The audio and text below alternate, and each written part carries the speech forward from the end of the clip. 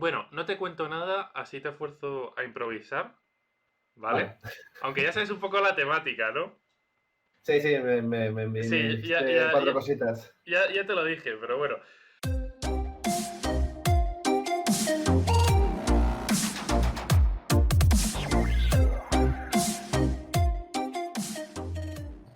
Muy buenas a todos, bienvenidos a Healthy Gaming. Estamos hoy aquí con un crack de la psicología aplicada a videojuegos. Y no sé si sabes, Héctor, porque, bueno, no lo sabes porque no te lo he dicho, pero tu tesis me ayudó en gran medida a mi TFM. Hablando de la tesis de Héctor Fuster, que es influencia de las motivaciones en los estilos de juego, de los jugadores. Y luego mi TFM, mi trabajo final de máster, lo acabé haciendo de cómo correlacionaban las motivaciones para jugar a videojuegos con puntuación en el Internet Gaming Disorder test que validaste tú mismo. Sí, sí, sí, es cierto. Sí, sí, además era parte de la propia tesis, me parece. Y bueno, me alegro de que haya servido para algo, porque muchas veces las tesis se quedan ahí embutidas en una biblioteca y se las acaba mirando poca gente. O sea que mira, ha sido el premio del día de hoy.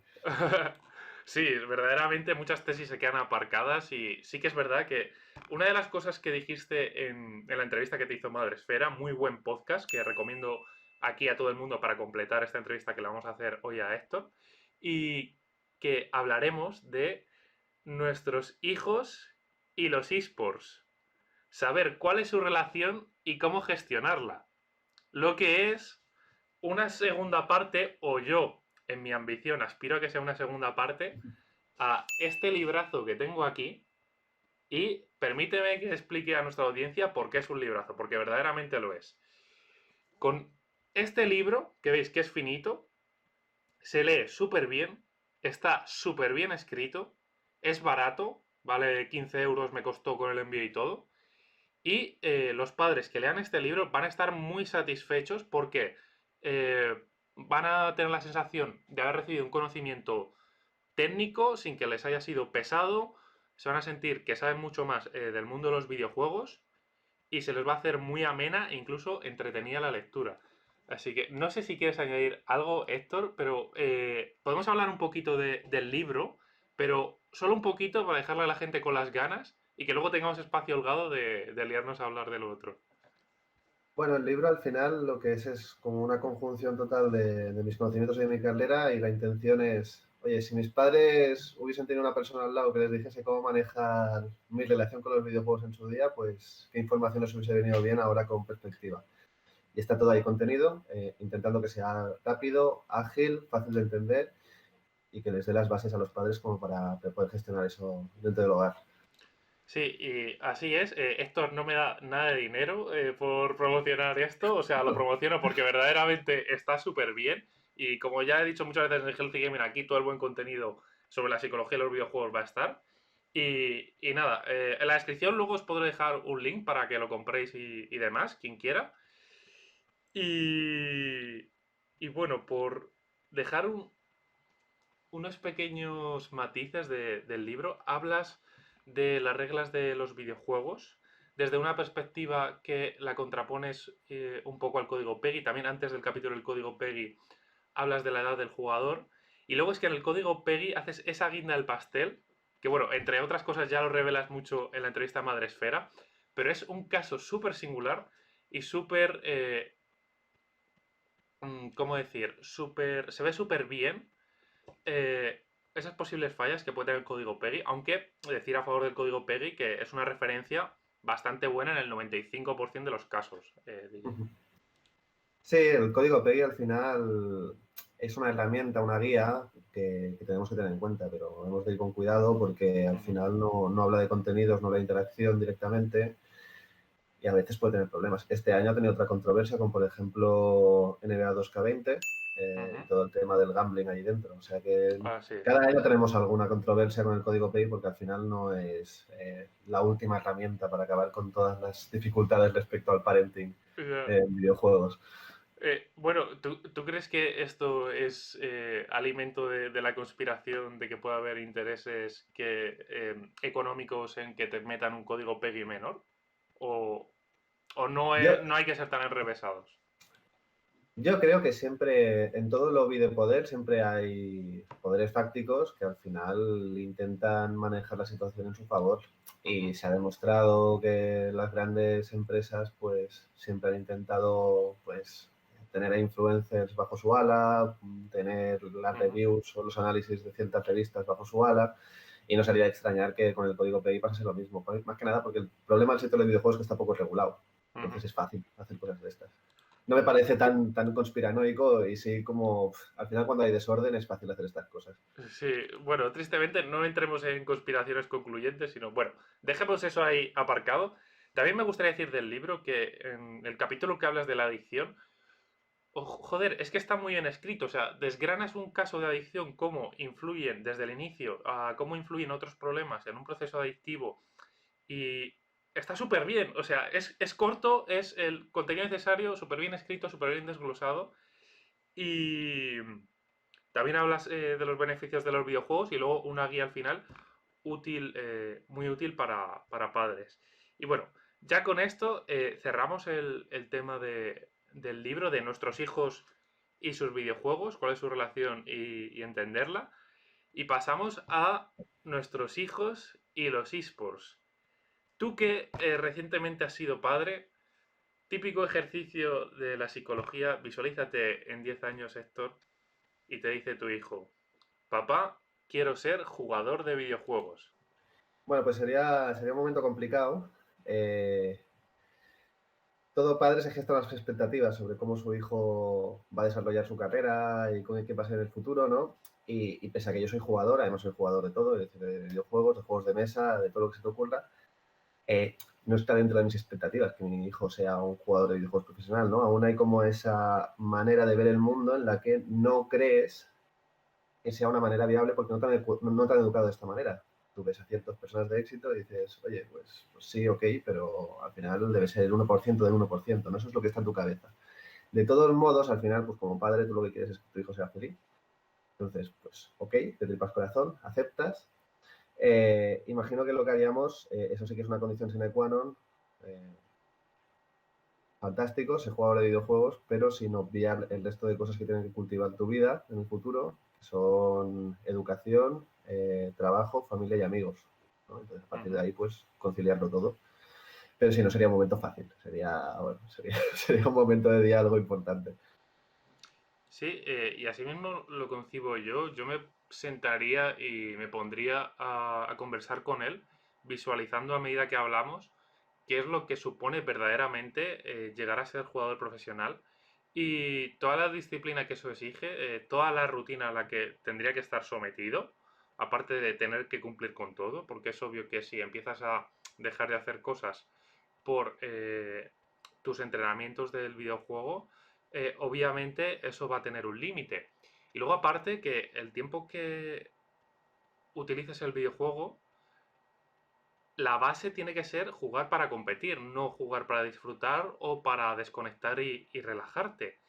Y aparte tendrías que ver repeticiones de jugadores profesionales que juegan mejor que tú, tendrías que tener un análisis de tus propios fallos, tendrías que tener un cuidado de redes sociales, porque ahora si eres bueno pero nadie lo sabe, tampoco sirve de nada apenas. A mí es una cosa de las que más me preocupa de los jóvenes que juegan ahí eSports, es que se les pone en un punto de exigencia muy alto, que a lo Ujú, mejor podemos ver en otros deportes de élites, porque por ejemplo gimnasia y este tipo de cosas sí que tienes gente muy joven y además en Olimpiadas, realmente en la élite, ujú, eh, y que se les obliga a madurar muy rápido y se les pone una presión encima tremenda. Y en el sector de los eSports, aunque aún es un poco desestructurado en este sentido, sí que se ve eso. Es más, han habido casos de chavales, de jóvenes, pues que han tenido algún problema para conciliarlo todo porque realmente la presión es muy alta. Pero creo que el sector en sí mismo aún está muy desestructurado y al mismo tiempo goza de una popularidad tremenda, con ujú. lo que la presión es brutal. Y eso es una cosa que a mí me daría mucho miedo, es cómo concilias con una personita que a lo mejor en ese momento pues tiene 16, 17 años, que aún no ha acabado el proceso de maduración, que aún no se ha individuado de forma correcta, que a lo mejor no tiene una Ujú. personalidad fuerte, cómo lo educas, al mismo tiempo estás haciendo todo lo demás, cómo lo educas en manejar pues, todo este boom. que puede suponer si esa carrera tuviese éxito, ¿no? Esa es una cosa que me preocupa y que además yo creo que todo jugador profesional de deportes electrónicos que haya sabido conciliar se merece un respeto tremendo porque no tiene que Sí. ser nada fácil. Ujú. Una pregunta muy, muy directa que dices, ¿cómo enseñarías a esa personita? ¿Hasta qué punto dejarías que le someterías a la rutina que supondría todo eso? ¿Y dejarías que experimentara y que acabara, yo qué sé, súper cansado? O bueno, a lo mejor en algún caso pues sale para adelante y la pasión es lícita, es armoniosa. Es complicado porque yo soy de la opinión que todo proceso educativo tiene que partir de un proceso de experimentación en la Ujú, que de forma libre la persona que está aprendiendo pues deba, ¿no? Me lo llevo al diseño de videojuegos, ¿no? ujú. Todo jugador al final cuando empieza con un videojuego empieza experimentando y muchas veces, aunque haya un tutorial, nos lo saltamos, no nos leemos los bocadillos de textos en los que nos Ujú, explican cómo funciona el juego, ¿no? Y en ese toma y daca aprendes a disfrutar de la actividad o no, o la abandonas. ujú.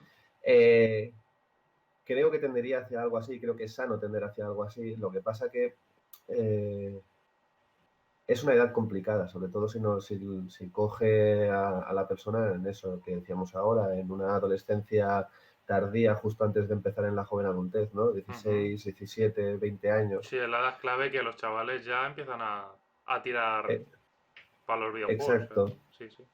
Y creo que es un sector que además presiona mucho Ujú, hacia el mostrar una buena imagen, ¿no? Entonces, creo que si bien dejaría esa laxitud, que pruebe, que experimente, sí que estaría seguramente mucho más encima que sobre cualquier otra actividad.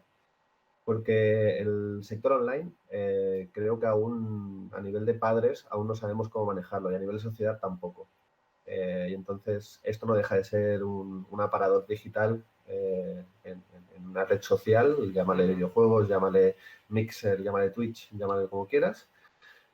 Y bueno, se ha de saber gestionar y estamos aprendiendo nosotros mismos, estamos aprendiendo aún cómo gestionar esta Ajá, situación. así es. Entonces, si tuviéramos, parafrasear un poco todo lo que has dicho, si tuviéramos que mandarle un mensaje a los padres, diríamos que no incapacite o que no medre en ninguna de las otras áreas de la vida del chaval, que la presión a la que va a estar sometido el chaval de tener que hacerlo todo y a la vez entrenar fuerte a los videojuegos, pues asemeja un poco a la presión que puede tener un futuro como jugador profesional y si no lo aguanta el día de hoy, eso puede predecir más o menos que no lo aguante el día de mañana.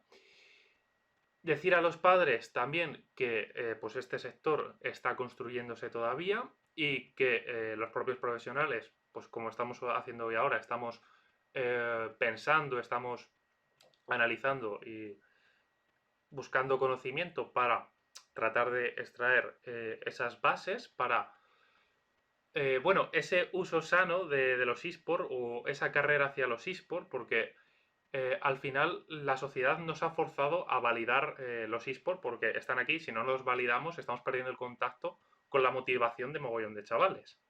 Y de Ujú. todos esos chavales que quieran dedicarse a los eSports, hay 5 de cada 100 que a lo mejor sí que llegan a tener consecuencias positivas y para esos 5 de cada 100 eh, vale más que hagamos más o menos, que discernamos unas pautas como se llega a las actitudes psicológicas más favorables para esos 5 de cada 100. Lo que validemos esos 5 de cada 100 no implica que dejemos de ver los 95 de cada 100 y que hay otra cara de la moneda que muchos chavales pues a lo mejor utilizan los videojuegos como vía de escape, que no hay que ponificarlo tampoco, a no ser que sea grave, pero de primeras no tiene por qué ser grave, como dices bien en tu libro, pero que esa motivación de vía de escape se solape con la motivación competitiva y tengamos un cóctel molotov. De todo lo que he dicho, no sé cómo quieres reencauzar la conversación porque he sacado a la palestra bastantes cosas.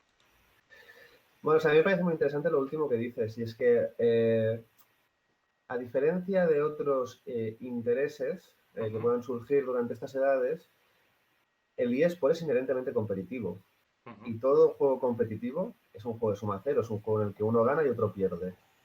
uh Y -huh, no estoy descubriendo nada diciendo que ahora mismo el sector de los eSports no el sector de los eSports, el sector previo a los eSports, que Ujú, sería el grassroots del deporte, ujú, que es el competitivo dentro del juego, ¿no? La ujú, ranked dentro del juego, las partidas en las que estamos intentando posicionarnos dentro de una competición. ujú, A nivel amateur, son extremadamente tóxicas ujú, estos entornos. Y entonces tienes a este chaval que está en esa situación, tienes un entorno que es inherentemente competitivo, que seguramente es una vía de escape, ujú. independientemente de que lo sea más o menos fuerte, ¿eh? Pero seguramente es una vía de escape y seguramente recibe mucho más compensación personal y logro personal a través de esto que no a través del sector académico. Seguro, claro. Y además, aquí dentro eh, tienes a infinidad de estos niños y niñas que están en la misma situación. Por Ujú. tanto, se están poniendo en juego a nivel identitario, se están poniendo en juego a nivel de logro y a lo mejor pierden la partida. O a lo mejor la ganan. Pero contra la persona que juega la pierde. Ujú. Entonces tienes el pozo perfecto para, bueno, relaciones negativas. Entonces hay que ir con mucho cuidado con esto, porque además creo que es el principal problema que hay ahora, por ejemplo, en videojuegos como League of Legends, o en videojuegos en los que el competitivo es eminente y además hay un deporte electrónico, grassroots, muy instaurado, que es muy aspiracional para mucha gente. Sí, bueno, y yo hablaría de él sin ningún pudor. O sea, no hay que bonificar ni el League of Legends ni el Fortnite, pero nos vamos a las gráficas de audiencia de Twitch de los juegos más vistos y están League of Legends y Fortnite, que por extensión van a ser los juegos más jugados, que no hay estadísticas de el tiempo de juego en esos videojuegos, o a lo mejor sí, pero las estadísticas las deberían dar los propios desarrolladores del videojuego y casi que son más fiables las audiencias de Twitch, en mi opinión, ¿vale? Ujú, ¿Y qué pasa? Dentro de. Para un padre que no sepa, dentro de todo el mundo de los videojuegos son infinitos y hay que ver cada videojuego. ¿Qué pasa? Que el mayor tiempo de juego se concentra en dos videojuegos, el League of Legends y el Fortnite. Y estos no son los que a priori tienen más beneficios para el ser humano. El League of Legends sí que te fuerza a el juego en equipo, a ser súper autocrítico, pero te exige una disciplina y una tasa de atención sostenida de lo que dure la partida entre 25 y 40 minutos y de normal te juegas cuando entras con tu equipo 4 partidas. Entonces ahí ya va a haber un poco de cansancio mental o desgaste mental que luego es reversible, o sea, se puede recuperar descansando, no se alerten, pero que no estamos hablando de un uso óptimo que más o menos sea sano. Y luego el Fortnite, eh, realmente esto dicho por Ocelote, que es el CEO de G2, uno de los ujú. personajes del mundo de los videojuegos más famoso, es un videojuego que el impacto del jugador es muy poco, es mínimo. O sea, es tú contra 100 personas. Entonces, estamos hablando de que es como una máquina de hacer adrenalina, que tienes que estar muy atento a todo, muchos colores.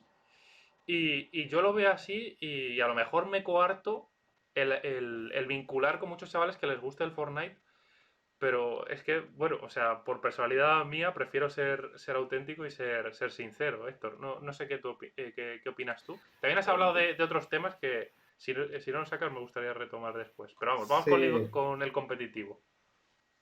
yo creo que yo soy de la misma generación, en mi caso Counter-Strike, Ujú. después League of Legends.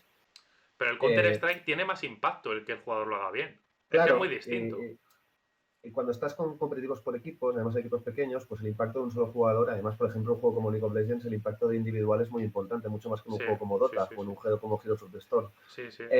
Lo que ocurre es que creo que el género Battle Royale a nivel de eSports estamos viendo lo que ha pasado. O sea, tenemos League of Legends y League of Legends es la ATP del tenis, ¿no? Ujú. Es muy claro, un ranking muy evidente.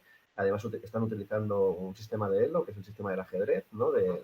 Para demarcar cuál es la calidad relativa de cada uno de los jugadores, etcétera, etcétera, etcétera. Y ahora lo que tenemos con el género Battle Royale, yo creo que es la WWE, el pressing catch. O sea, Ajá. es el espectáculo. Y creo que en cierta medida eh, es, es menos relevante la actividad que se produce ahí dentro, porque al final no deja de ser espectáculo, y yo creo que hay mucha menos presión alrededor de ella. Ajá. Eh, y al mismo tiempo está basada en la actuación, en el papel que gesto hay detrás. Y yo creo que aún no hemos visto el potencial absoluto de esto, pero si miramos grandes eventos de Fortnite o de PUBG, eh, al final lo que tenemos son personalidades ahí dentro. No hablamos de la partida en sí o de la competición en sí, Sí. ¿no? Y en cambio, si nos vamos allí a League of Legends, sí que tenemos como algo mucho más profesionalizado, mucho más directo. Como juego, yo creo que también es más interesante a nivel de habilidades que se están poniendo en práctica, porque además es un juego tanto de ejecución como de estrategia. Es un juego muy demandante. Yo creo que el jugador de League of Legends que desempeña bien realmente está adquiriendo una cantidad de habilidades tremenda. Pero bueno, lo que decíamos antes, es que en el momento en el que estás dedicando tanto esfuerzo a 20, 40 minutos, da igual, el tiempo que haya sido la partida, y pierdes, las emociones negativas son brutales. Si Ajá. además nos vamos ya a que estás en una competición o te estás jugando el paso a una competición o te estás jugando el paso a mi carrera profesional, pues eso hay que saber manejarlo. Y es más, realmente League of Legends durante sus primeras etapas de profesionalización del deporte electrónico tuvieron muchos problemas de toxicidad que Ujú. por suerte se supieron manejar más o menos bien entre los profesionales, pero siguen existiendo entre el grassroots, entre toda la gente que está ahí intentando hacerse un lugar en esos equipos de eSports. Entonces hay que ir con cuidado y yo creo que aquí es donde los padres también tienen que ir mm, con especial vigilancia, porque en muchas ocasiones el videojuego no se ocupa de educar en valores, ni positivos ni negativos, simplemente no se ocupa. Y el padre debería estar ahí para vigilar esto. Sí. También decir sobre la toxicidad que hasta qué punto es un rasgo atribuible a la personalidad o es un rasgo que es meramente un altibajo de dopamina entre la expectativa de ganar una partida y el bajón que me pega haber perdido en el último momento y que encima me estoy jugando mi estatus en ese momento. Lo que sí es una responsabilidad del jugador generar una personalidad que sea resiliente a esa frustración y encontrar vías adecuadas de solventar esa frustración. A ver, el problema que hay también en los deportes electrónicos, a diferencia de otros deportes, y además yo esto lo he visto porque yo fui jugador de básquet casi semiprofesional, ¿no? Ah, sí, bueno, Hasta, yo soy profesional, no, pero sí que juego al básquet un poco. claro, el problema que te encuentras es que el padre viene a verte a los partidos, tu madre está allí, y si hay alguna conducta que es beligerante, que es inadecuada, que es tóxica, al final tus padres están ahí para modular. Si no hay algún Ujú. energúmeno, que también hay padres energúmenos dentro, yo me acuerdo de que Sí, había sí, sí, algún padre haylos, haylos. energúmeno entre mis compañeros de equipo. Pero eso es normal. Si juega a básquet, si juega a fútbol, si juega a hockey, en el deporte electrónico esto no pasa. Yo no he conocido a ningún padre, a ninguno, cero, que haya visto las partidas de su hijo mientras está en una clasificatoria o que está, no, o sea, que no entienden el deporte electrónico, no entienden el juego en sí muchas veces y lo evaden, lo eluden. Entonces, cuando se produce una conducta tóxica ahí dentro, es más difícil Ujú, que, que esta persona gestione bien las emociones y geste los valores adecuados porque no tiene al adulto al lado ujú, que esté ayudándole en ese momento. Y en este sentido, cuando estás dentro de un equipo profesional, sí que hay alguien, pero hay una transición entre que eres un amateur y eres un profesional, hay todo un periplo en el que vas solo. ujú, Y esa es la mayor dificultad que le veo a esto. Y creo que las compañías tampoco están haciendo demasiado para gestionar, o no lo están haciendo o no saben cómo hacerlo, que también es muy complicado.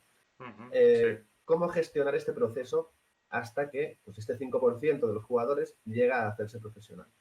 Y que a lo mejor sería un porcentaje mayor si el otro 95% tuviésemos más gente que sabe gestionar estas emociones, que sabe gestionar el fracaso. Ujú. Bueno, ahora mismo yo que estoy metido más o menos en el amateur, lo que como fichan los jugadores, principalmente los principales equipos de la Superliga Orange, la primera división de League of Legends en España, es a través de sus propias academias, las tienen ahí como un nicho para captar nuevos talentos y nuevas promesas. Obviamente también es muy favorable para el jugador, te dan casi un poco de sueldo y aparte ya estás en la academia de una marca súper grande, o sea, los jugadores también se pelean por estar ahí. Y más o menos a través de las academias, que es una infraestructura creada por los clubes, que no es endógena del propio videojuego, de los propios desarrolladores del videojuego, en cierta manera está un poco autorregulada en ese punto. No obstante, también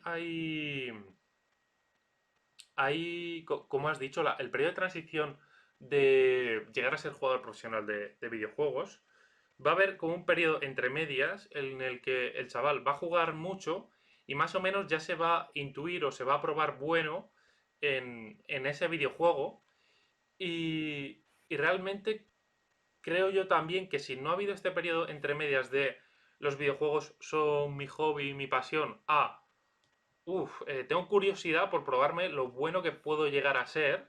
Y eso sin necesidad de establecer una rutina tan dura, pero sí establecer un tiempo de juego regulado. Y en este tiempo de juego regulado, que el padre le diga al chaval, bueno, pues si quieres que yo te deje más, me tienes que demostrar en lo poco que ya funcionas. ¿Bien? Para que luego podamos planteárnoslo de forma seria. Y que en lo poco ya todas las áreas de tu vida tampoco se desmadran. Y yo creo que este periodo de prueba intermedio al all-in también es positivo remarcarlo y creo que surge en cierta medida de forma natural. Y también unido a todo lo que hemos dicho antes de que los padres se informen. Si ya se tienen que informar para cuando su hijo juega un videojuego, simplemente ya para los esports se tienen que implicar mucho más. Exacto, porque además, si aquello florece, va a Ujú, ser un condicionante de la vida futura de esa persona. Entonces, lo peor que puedes hacer en parenting, lo peor que puedes hacer en educación es desentenderte de una situación educativa. ujú. Entonces, partiendo de esa, da igual que sea ni sports, da igual que sea básquet, da igual que sea aprender inglés en la academia. Como dices en el Es, libro, lo primero para perder el miedo es informarse. exacto. Entonces, tengamos en cuenta que es un sector que para los padres es más complicado informarse y por tanto hay que hacerle doble de esfuerzos. Pero que bueno, es un sector que yo creo que es muy interesante y es una oportunidad educativa tremenda. Que no lo vivámoslo con miedo, yo creo que el respeto es algo importante, pero que no lo vivamos con pavor, no nos inmovilice, yo creo que es interesante. Y que tengamos en cuenta que en este proceso de transición pues van a haber muchas etapas, como tú decías ahora, y que empezaremos. Mira, se está diciendo, papá, que dame la consola. Espera un segundillo. Pero no te preocupes. No, ya está, ya se ha ¿Sí? ido para allá. Se ha escapado de la habitación, me parece. Está con mi mujer. ¿Tú le darías una tablet para que se callase? No, jamás. Vaya. Jamás. Joder, esto no eres de la gran mayoría. Bueno, estoy Yo- aquí purificando a la mayoría de padres y no se va a hacer esto. En fin. Eh, pues Héctor, a modo de conclusión, creo que hemos dado unas pinceladas, que hemos puesto una base para hacer para empezar a visualizar esta estructuración de cómo puede ser la forma más sana de atacar esa carrera para ser jugador profesional de esports, que creo que va a ser a día de hoy, si a día de hoy hay padres que por primera vez le dicen su hijo, papá, quiero ser jugador profesional de videojuegos, que sea más o menos paulatina, que sea también con ensayo y error y que sea con una alta implicación de los padres para que sea lo mejor posible. Alta implicación siempre va a predecir lo más positivo. No sé si a modo de conclusión quieres añadir algo más, Héctor. Sí, y que creo que es una oportunidad madurativa, porque Ujú. va a ser una actividad de alta exigencia y es una oportunidad, no lo veamos con miedo, dará miedo, Esa es evidentemente. la clave. En vez de vivirlo con un ataque de ansiedad, verlo como una oportunidad. Exacto, ¿no? Y las oportunidades, bueno, siempre hay la ansiedad asociada a cualquier cambio, pero creo que es interesante siempre y cuando se haga de forma racional. Y ya está. Ese sería el gran axioma, ¿no? Hacerlo de forma racional. Y para hacerlo de forma racional hay que respirar, tranquilizarse, dialogar e informarse. Ya está, no tiene más. Muy bien, pues si os ha gustado la charla, comprad el libro de Héctor, que como no lo he dicho, lo digo ahora otra vez, al final, que no se me olvide, como no lo he dicho en ningún momento de la charla. Y, y nada más, Héctor, ha sido un placer. No nos alargamos más por no hacer largo el vídeo, pero seguramente que pudiéramos estar hablando mucho más tiempo y con más minuciosidad de los temas. Yo por mi parte me lo he pasado fenomenal. Y nada, darte un abrazo e invitarte de nuevo para cualquier temática para Healthy Gaming. Yo encantado, muchas gracias por tenerme aquí, ha sido un placer. Pues Héctor, nos vemos y hasta la próxima. Y para vosotros, ya sabéis, juega sano, juega mejor.